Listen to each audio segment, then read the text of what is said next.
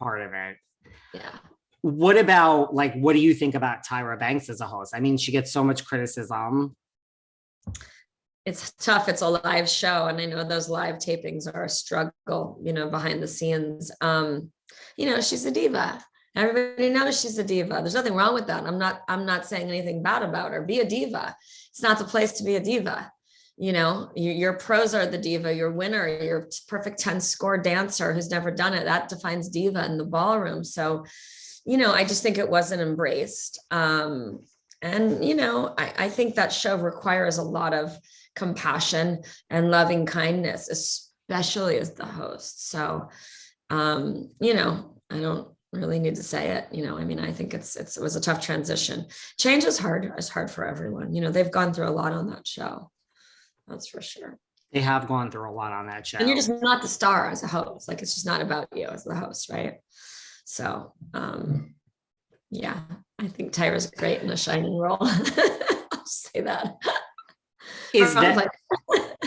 No, I mean, that's, I think, part of the criticism is like, I mean, is that, like, there's so many people out there. Look, like, hosting is a whole different skill set, right? Like, people, I think, sometimes in different aspects of the entertainment business don't realize what goes into hosting. I mean, I host here, it's a different format, but people don't, so is that some of the advice? Like, if you were, like, everyone listening that wants to be a host one day and, like, have a career like yours, what advice would you give them? Is that some of the advice? Like, it's not about you? It's not about you. And sometimes it is. I mean, I would say learn how to listen. Tell me if you agree. Some of the greatest interviews I've done, and I've been on the other side of, is where, the conversation takes a turn and it goes where it's supposed to go because we're having a real conversation. I mean, if you or I had an agenda and we're on to the next point on the agenda, then we're not really talking. So I like that in an interview personally. I would agree with that also. Like, there are times, I mean, listen, I look back to, like, I can't listen to myself anyway, but I look back to, like, my early shows and I'm like, this is an actual disaster. Like, so I think it is true. It's like, you do hang up with a group of people, sometimes a large group of people, where you're like, that was real. And, like, we left everything out in this recording and at least it was real. Yeah. Right? Like, you were in the moment. You never know. It's unique. It takes a very confident, skilled host to do that. And I look back at some things too, and I'm like, oh my God, did I really do that or say that? I remember one time we were in the ballroom and I wasn't seasoned really when I got the gig. So I learned, and I think I had insecurities and fear, but I remember I was introducing a live performance or something, and it was Somewhere Over the Rainbow. And I screwed up the name of Somewhere Over the Rainbow. Like, you have to be a complete but it's just, you're reading and there's pressure. And, sometimes we read phonetically, like we do things that are not human when we're acting like a host. Right. Yeah. So, I don't know. How does one screw up that? I mean, like, what title could you possibly give that song? I mean, I think I just screwed up a word or something. And I think in the early stages of my career, when you make a mistake, you would just sort of skate over it. Where now you and I would probably go, did I just say that? Oh my goodness. Like, one of the greatest songs, of most recognizable songs in the world. Let me back up, because we just fix it because it's live. And then I'd rather see that. Right. Totally.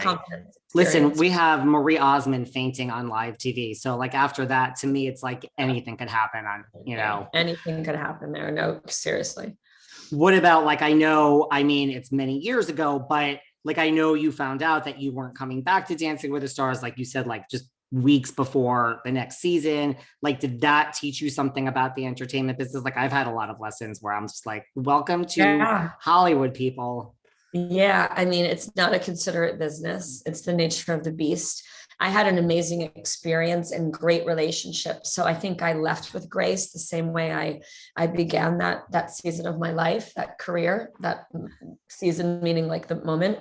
But not everyone is considerate and treats you with respect just in life. And I think that's we have to create our own boundaries, in a business that's unpredictable. I sort of expect the unexpected all the time, but I try to enjoy my ride and my time and take those moments with me. And I have great relationships, and I value that time. And even leaving, even though it could have been handled better, from a network perspective, from a productions perspective, rather, it really forced me to figure out what I wanted to do next. And I think it was a really good transition in my life. And I think the 8 seasons that I was there was an amazing run in time. And I left with nothing but joy and gratitude. So that's, that I feel lucky in that space.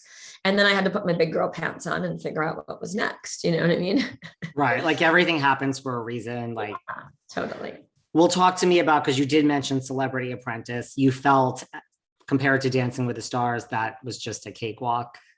It wasn't a cakewalk, but hard to compare the two. And I love business and I love advertising, entrepreneurial challenges. I would love to live in a world where you had a team of people that couldn't say no to you and just had the ability within 48 hours to get things done. It was just thrilling. It was amazing, amazing, amazing. I really enjoyed it.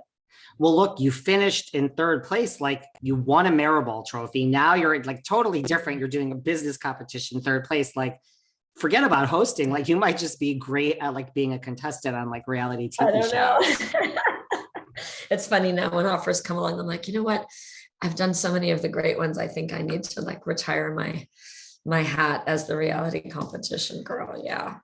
I don't know. I like now. Celebrity Big Brother. You're talking to Jeff Probst. That's the CBS family. That's a great show. I don't know. I'm pretty busy now, CEOing Baby Body, but I love what I'm doing now, and it's really gratifying.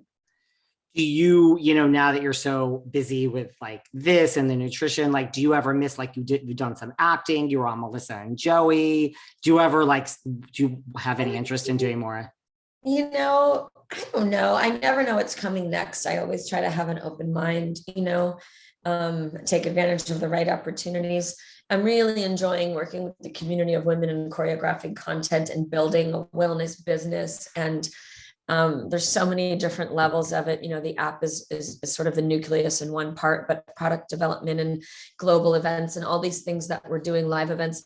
It's really fun to be able to produce that and choreograph that and run that and kind of lead people in this space. So it's consuming and I really enjoy it. So I feel lucky to be in this space.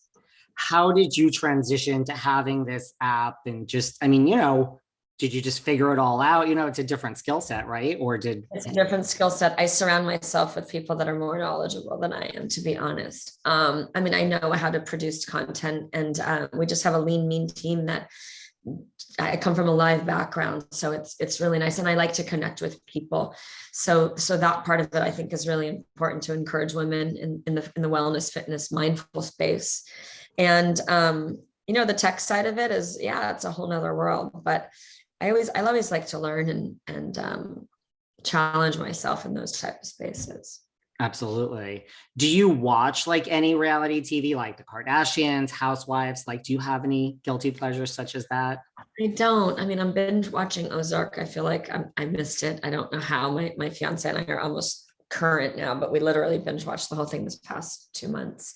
The pandemic was the first